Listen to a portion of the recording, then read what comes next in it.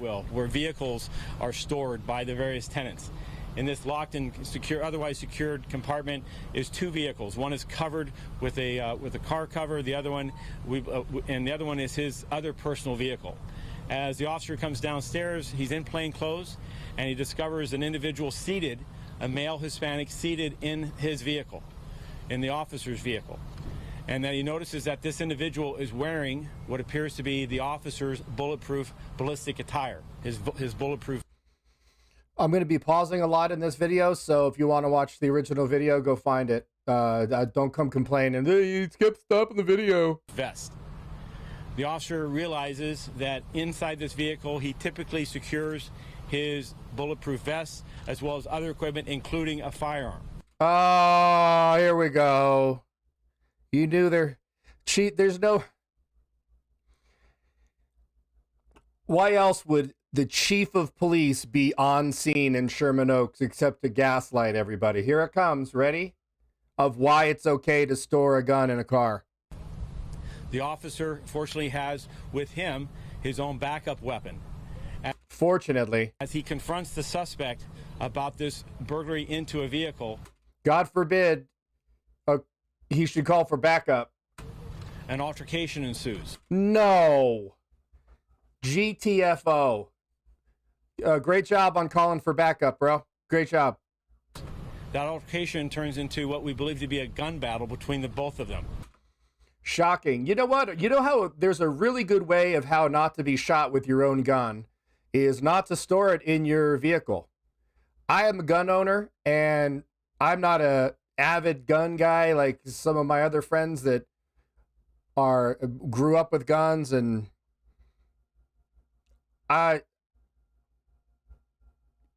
this sounds like it's standard operating procedure for police. Just leave the gun in the car.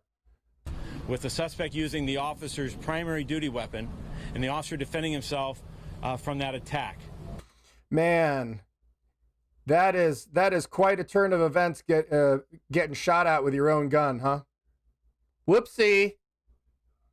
Seemed like a good idea at the time. This ensuing altercation goes through the subterranean garage in an easterly direction to the backside of this apartment and into an east-west breezeway, where the suspect is then struck at some point during this altercation, this rolling altercation, is struck and falls to the ground. He is at that time, or in the midst of that, taking the bulletproof vest off, and the officer goes and secures his firearm, his primary weapon. You mean the one that he just got shot with, that one? From the suspect. And that officer then goes back to his vehicle inside the subterranean garage, rejoins with the other individual that he was there with, and places those guns next to the vehicle and collapses as he has suffered multiple gunshot wounds, 2 to the chest and 1 to the thigh. Responding unit. Listen, I'm no cop, but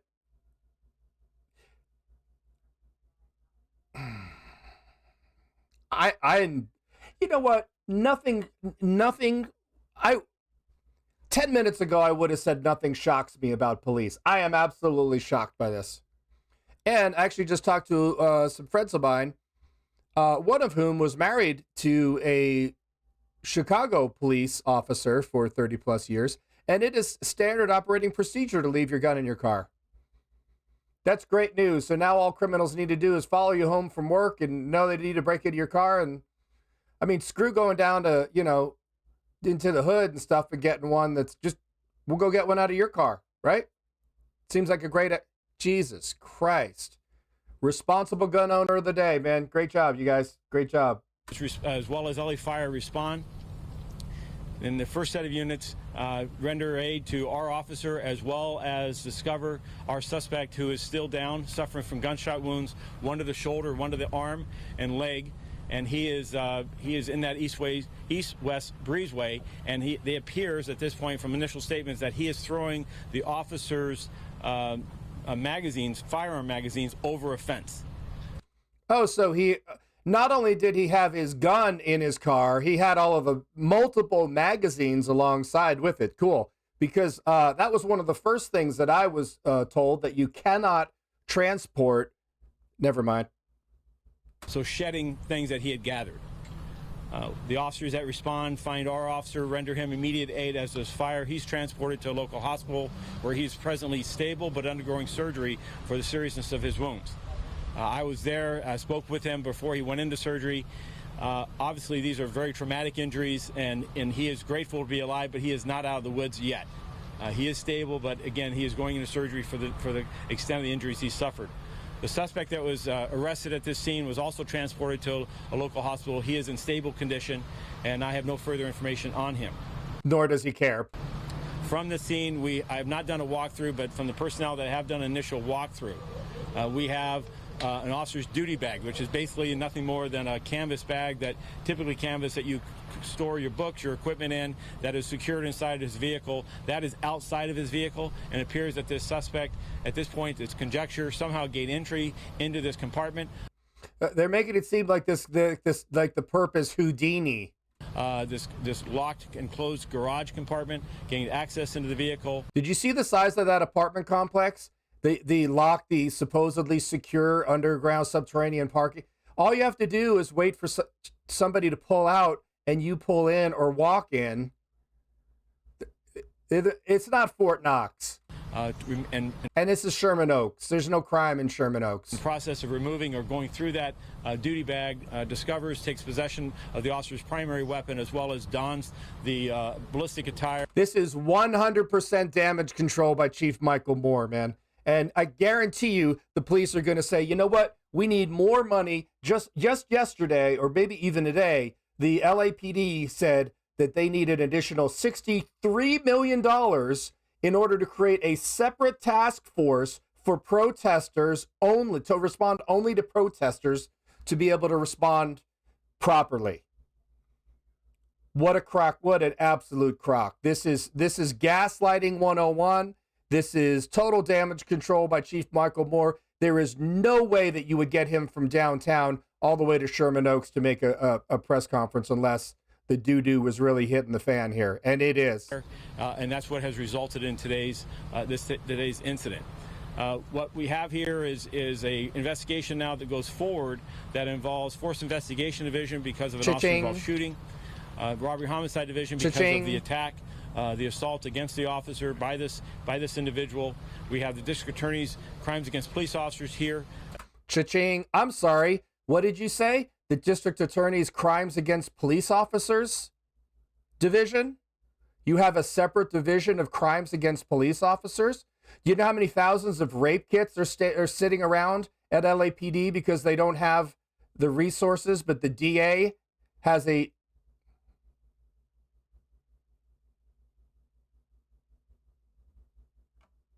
There's something fishy about this story. Mark my words. As well as the District Attorney's Office for the Officer-Involved Shooting Rollout Team.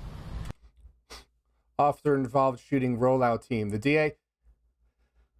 We'll move forward in the coming hours. This is, again, very fresh, very, very young in this investigation. I want to give you a status in conclusion. I am grateful. At the same time this is happening, we have an attempt murder that happened in West Valley involving a security guard and 2 other individuals, and a shooting that's happened. Dude, this is Los Angeles, dude. This happens hourly. And we're currently investigating an attack on early reports involving a family, involving young children that were attacked by another family member. What? Welcome to the big city. What is wrong with this guy, dude? So we are in trying times. And we're in trying times because a family member attacked another family member in the city of Los Angeles? Get out of here, dude. These are difficult times for all of us. And we need more money. Come out of this pandemic. But what I ask for all of us to do is to keep all of our police officers in your prayers. No, you should actually, instead of asking to keep them in your prayers, you should ask them to secure their firearm. They come upon these situations on and off duty, and they're challenging in these life-challenging circumstances. Yeah, God forbid. You know, he could have called for backup, you know. You do understand that, right? You do realize that every LAPD within a 10-mile radius would have been there within 4 minutes, right? What would have happened if this guy went on a shooting spree with this officer's gun? split-second decisions, and I'm grateful that in this instance he apparently will survive this attack from what started out as a burglary, or what started out as simply a theft. No, it didn't start. It started out as firearms negligence. That's how this started, and then there was a burglary. This was negligence on the part of the police officer. Into a vehicle, so the senselessness of this escalating to this level of violence. The senselessness of keeping a loaded firearm in a trunk of a car, or maybe not even the trunk of a car, is really just, it has me extremely troubled. In the everybody's troubled by this, and not for the same reasons. Concert when you see the other violent acts that we have going on around us. Yeah, somebody was having a picnic in the park and got stung by a swarm of bees too. So there's the violence in LA. It's unparalleled. So with that, I'll take any brief questions, recognizing that we're very early into this. What about the friend of my remarks? But she accompanied our officer there and witnessed the initial encounter. I wonder if it's his wife. And is with the officer currently at the hospital, supporting him as he's going through this ordeal. Civilian?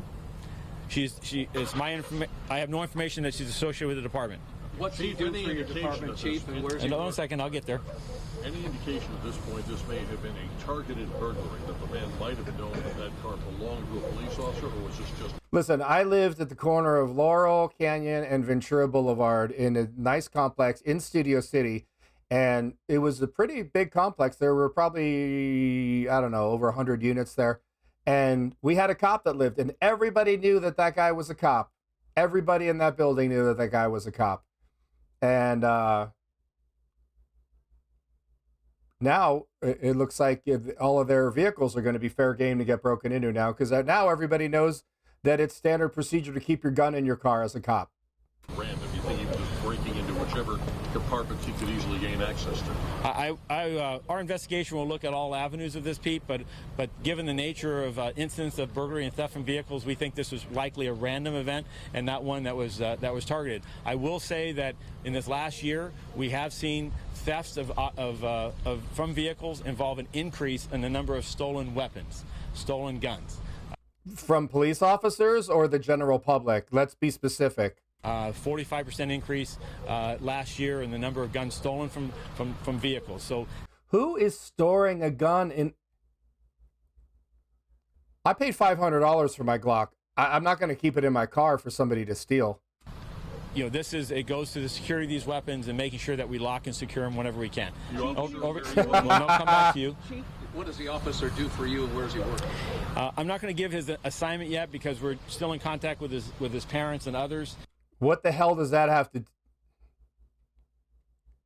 You could say what division he works out of.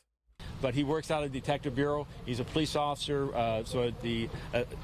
He's a police officer? No. Rank, if you will, and a professional, and by... A professional? Professional who knows how to store firearms. Appearance, just a good cop going out to do it. I'm actually shocked by this, and... that is the only reason that Michael Moore is there, is for damage control and to gaslight everybody and to try to create some normalcy around, it's no big deal. He just had a gun, multiple magazines, and guarantee you they were hollow point bullets. Just utterly appalling. I don't know. There's a lot more gun owners, avid gun owners than myself. I am an absolute neophyte. Please tell me in the comments below if you think it's responsible to secure in the big city, that it's responsible to leave a loaded multiple magazine hollow point, because I know they didn't say that, but I guarantee you the police are using hollow points. Let me know if you think that that's normal or something safe to do. Please type your comments below. Let me know what you think about this story. Let me know if you think that Chief Moore is gaslighting. Let me know if he's doing damage control, because he's rarely out on a scene like this. So something had to really have gone wrong here. Also, if the DA has an entire section devoted to crimes against police, do they have a division of crimes committed by police? That's my question. Thanks for being here. Totally insane.